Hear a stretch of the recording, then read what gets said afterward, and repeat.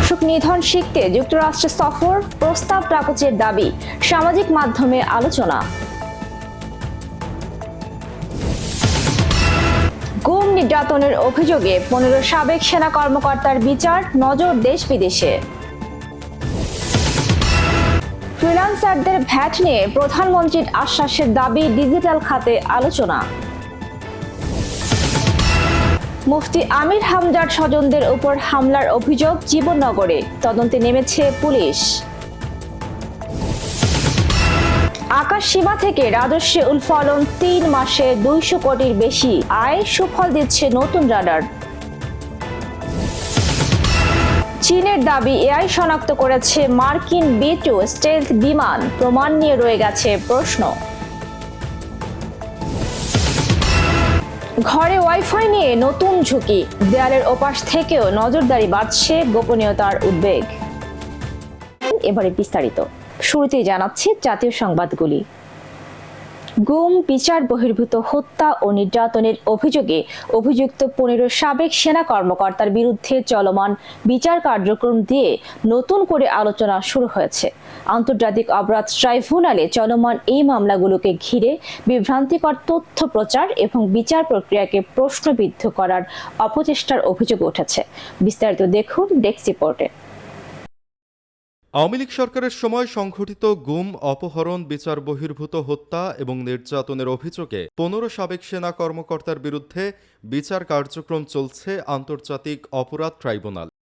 বিচারাধীন অভিযোগগুলোর মধ্যে রয়েছে গুম, বেআইনি আটক, নির্যাতন এবং বিভিন্ন নিরাপত্তা ইউনিটে অবৈধভাবে আটক রেখে মানবাধিকার লঙ্ঘনের অভিযোগ। গত বছরের 22 অক্টোবর অভিযুক্ত কর্মকর্তাদের ট্রাইব্যুনালে হাজির করা হয়। এরপর শুরু হয় মামলার আনুষ্ঠানিক বিচার কার্যক্রম।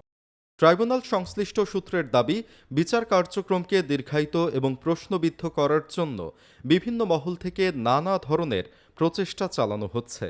তাদের অভিযোগ, বিদেশভিত্তিক কিছু গণমাধ্যম, সামাজিক যোগাযোগ মাধ্যম অ্যাকাউন্ট এবং অনলাইন প্ল্যাটফর্মে বিচার প্রক্রিয়া নিয়ে বিভ্রান্তিকর তথ্য ছড়ানো হচ্ছে। বিশেষ করে কয়েকটি বিদেশি গণমাধ্যমে প্রকাশিত প্রতিবেদন এবং সামাজিক যোগাযোগ মাধ্যমে প্রচারিত বিভিন্ন কন্টেন্ট নিয়ে প্রশ্ন তুলছেন সংশ্লিষ্টরা।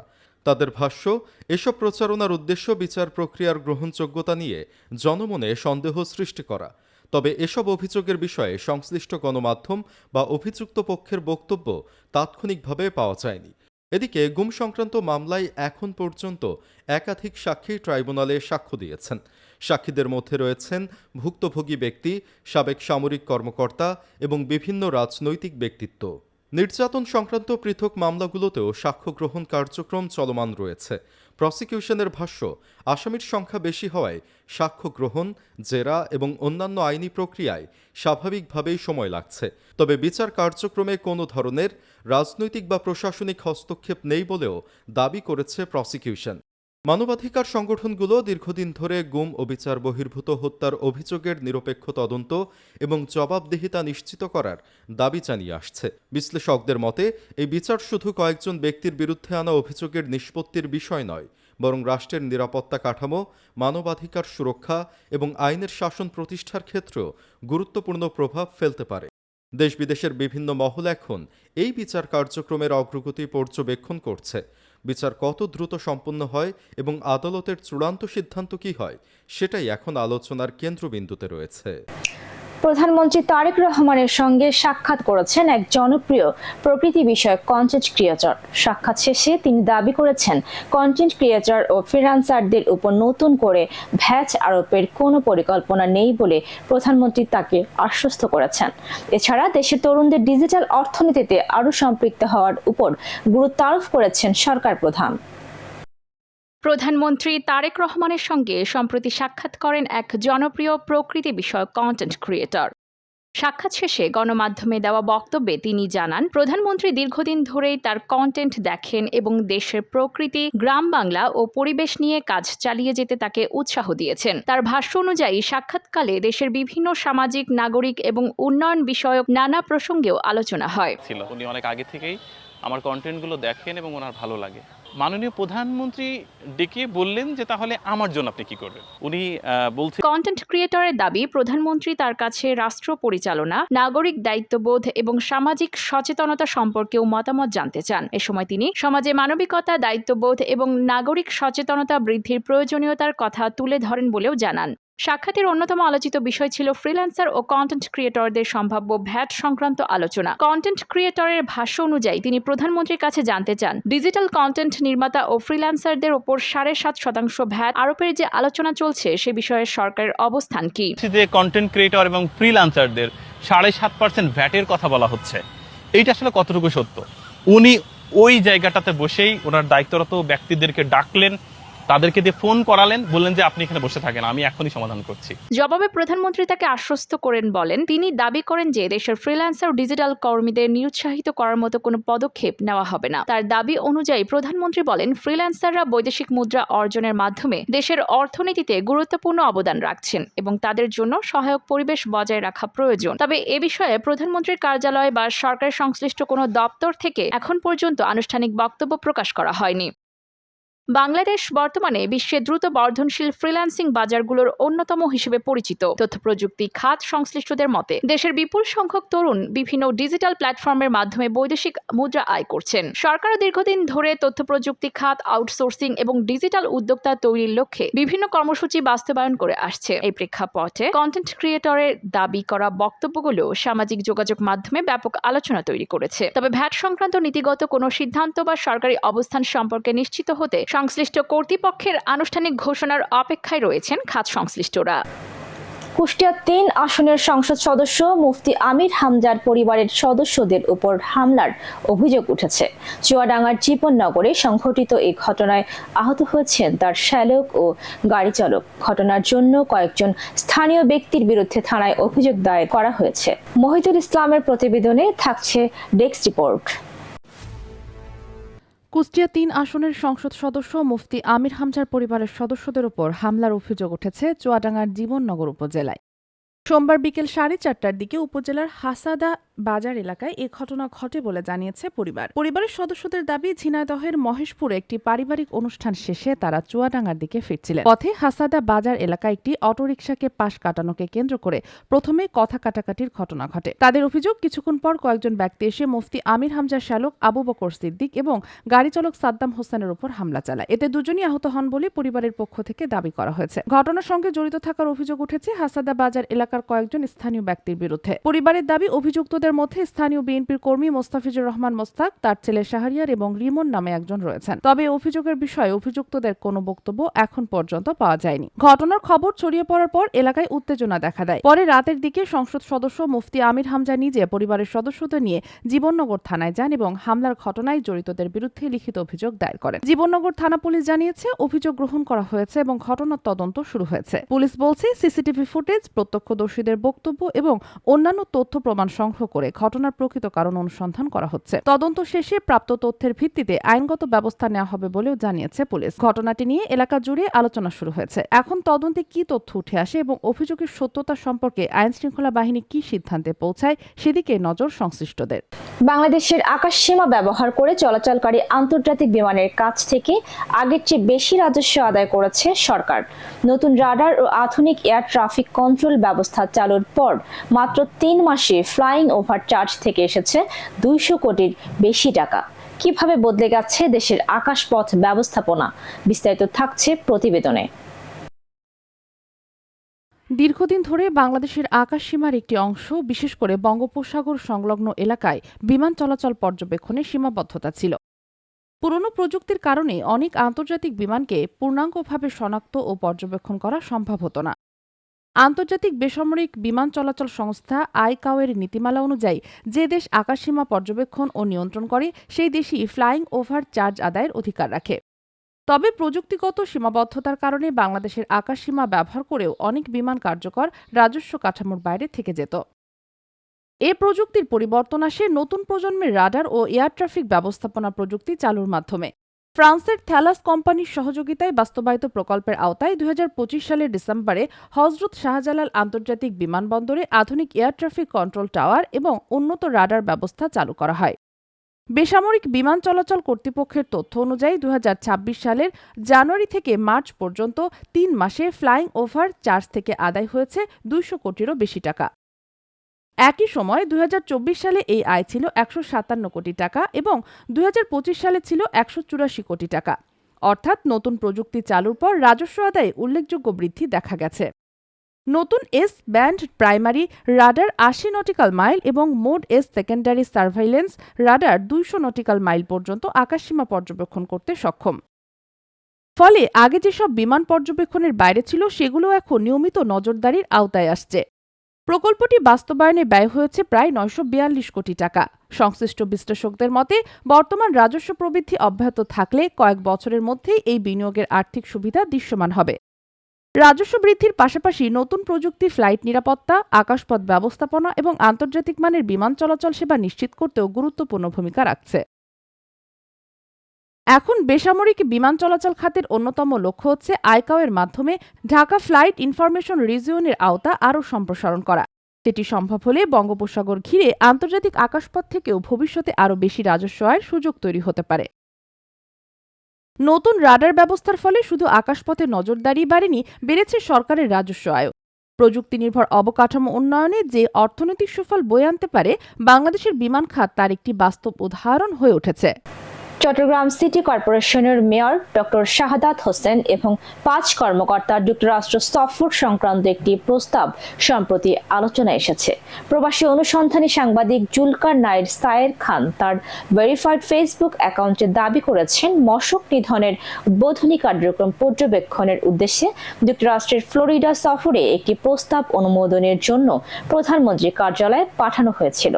তার পোস্ট অনুযায়ী প্রধানমন্ত্রী তারেক রহমান ওই প্রস্তাব অনুমোদন না দিয়ে ফেরত পাঠান। পোস্টে আরও দাবি করা হয়, প্রধানমন্ত্রী মন্তব্য করেছেন মশক নিধনের কার্যকর পদ্ধতি জানতে বিদেশ সফরের প্রয়োজন নেই। দেশের বাস্তব পরিস্থিতি ও স্থানীয় অভিজ্ঞতা থেকেই কার্যকর সমাধান বের করা সম্ভব। ফেসবুক পোস্টটি প্রকাশের পর সামাজিক যোগাযোগ মাধ্যমে বিষয়টি নিয়ে ব্যাপক আলোচনা শুরু হয়। তবে এ বিষয়ে এখনো পর্যন্ত চট্টগ্রাম সিটি কর্পোরেশন, প্রধানমন্ত্রীর কার্যালয় কিংবা সরকারের সংশ্লিষ্ট কোনো দপ্তরের আনুষ্ঠানিক কোনো বক্তব্য পাওয়া যায়নি।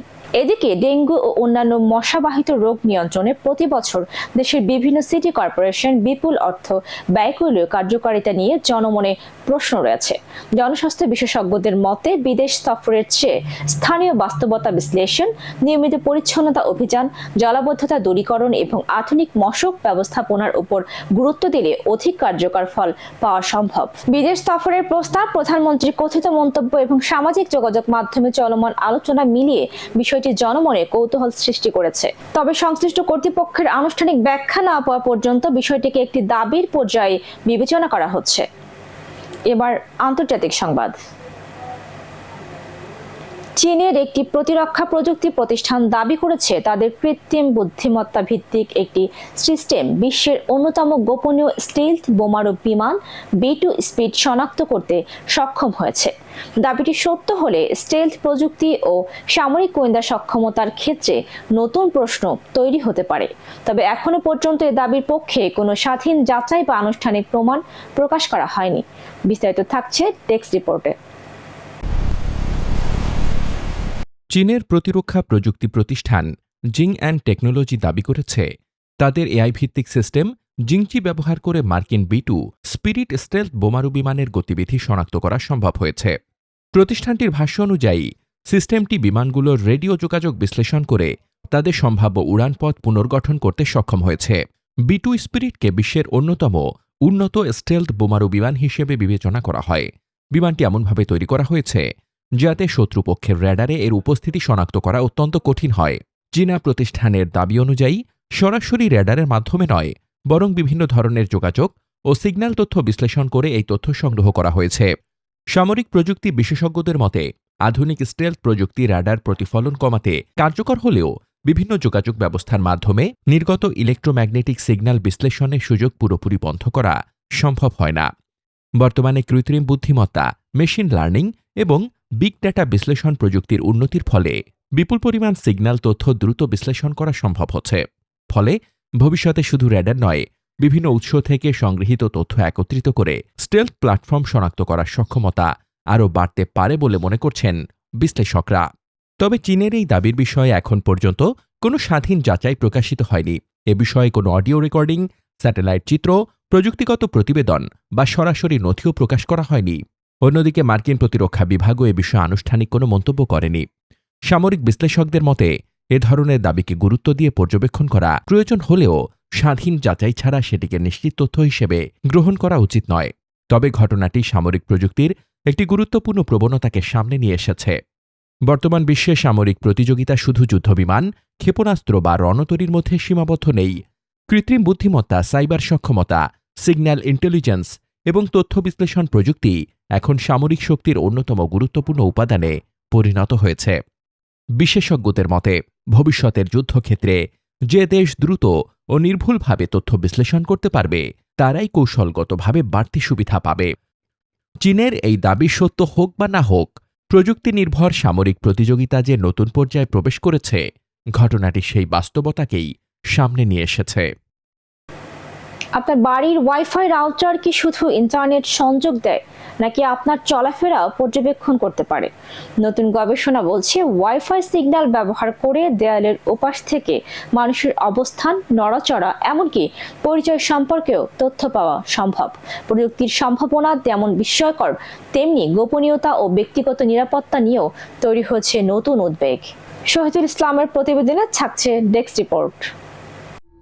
আপনার বাড়ির রাউটার শুধু ইন্টারনেট দেয় না, আপনাকে দেখেও দেওয়ালের ওপাশ থেকে আপনার শরীরের আকৃতি, নড়াচড়া, এমনকি পরিচয় শনাক্ত করতে পারে ওয়াইফাই সিগন্যাল। এটি বিজ্ঞান, কল্পকাহিনী নয়, এটা এখনই হচ্ছে। ওয়াইফাই হলো রেডিও ওয়েভ। এই তরঙ্গ যখন মানুষের শরীরের ওপর দিয়ে যায় তখন কিছুটা প্রতিফলিত হয়, আর এই প্রতিফলিত সিগন্যাল বিশ্লেষণ করলে পাওয়া যায় শরীরের সম্পূর্ণ স্থানিক ছবি। কার্নেগি মেলন বিশ্ববিদ্যালয়ের গবেষকরা প্রমাণ করেছেন শুধু ওয়াইফাই সিগন্যাল ব্যবহার করে দেওয়ালের ওপাশ থেকে মানুষের পুরো শারীরিক ভঙ্গি পুনর্নির্মাণ করা সম্ভব। ক্যামেরা লাগে না, ওয়্যারেবল ডিভাইস লাগে না। 2025 সালের একটি গবেষণাপত্রে আরো উদ্বেগজনক তথ্য উঠে এসেছে। ওয়াইফাই সিগন্যাল থেকে নির্দিষ্ট একজন মানুষকে চিহ্নিত করা যাচ্ছে, কারণ প্রতিটি মানুষের হাঁটার ধরন, শ্বাসের ছন্দ এবং নড়াচড়ার প্যাটার্ন অনন্য একটি বায়োমেট্রিক সিগনেচার। অর্থাৎ রাউটার এখন শুধু বলছে না কেউ একজন আছে, বলছে কে আছে। এটি শুধু গবেষণাগারে নেই। আমেরিকার সবচেয়ে বড় ইন্টারনেট সেবাদাতা Xfinity ইতোমধ্যে তাদের কিছু রাউটারে এই প্রযুক্তি যুক্ত করেছে। ব্যবহারকারী জানেন না তাদের রাউটার কি তথ্য সংগ্রহ করছে। ইউরোপীয় ইউনিয়নের সাইবার নিরাপত্তা সংস্থা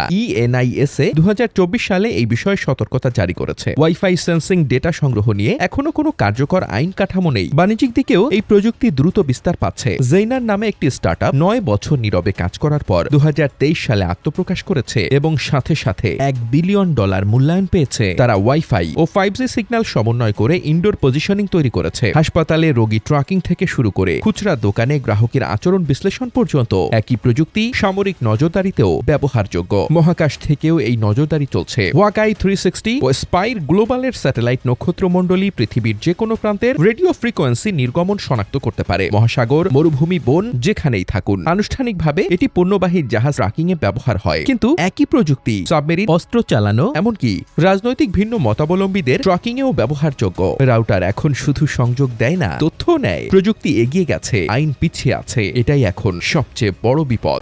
ফিরছি সারা দেশের সংবাদে। ফরিদপুরের ভাঙ্গায় উপজেলার মালিগ্রাম ফ্লাইওভার এলাকায় ঢাকা ভাঙ্গা এক্সপ্রেসওয়েতে ভয়াবহ সড়ক দুর্ঘটনায় একই পরিবারের 4 জন সহ 5 জন নিহত হয়েছেন। মঙ্গলবার ভোর 4:30টার দিকে এই দুর্ঘটনা ঘটে। এই ঘটনায় আরও 2 জন আহত হয়েছেন। ফায়ার সার্ভিস ও পুলিশ সূত্রে জানা গেছে, ঢাকা থেকে যশোরগামী একটি প্রাইভেট কার মালিগ্রাম এলাকায় পৌঁছালে একই লেনে দাঁড়িয়ে থাকা গ্যাস সিলিন্ডার বোঝাই একটি ট্রাকের পেছনে সজোরে ধাক্কা দেয়। সংঘর্ষের তীব্রতায় প্রাইভেট কারটি দুমড়ে মুচড়ে যায়। আহতদের প্রথমে ভাঙ্গা উপজেলা স্বাস্থ্য কমপ্লেক্সে নেওয়া হয়, পরে উন্নত চিকিৎসার জন্য ফরিদপুর মেডিকেল কলেজ হাসপাতালে স্থানান্তর করা হলে চিকিৎসাধীন অবস্থায় মারা যান একজন। নওগাঁর বান্দায় মৎস্য সম্পদ বৃদ্ধি ও জীববৈচিত্র্য সংরক্ষণের লক্ষ্যে জবই বিল প্রকল্পের আওতায় বিভিন্ন বিলে পোনা মাছ অবমুক্তকরণ করা হয়েছে।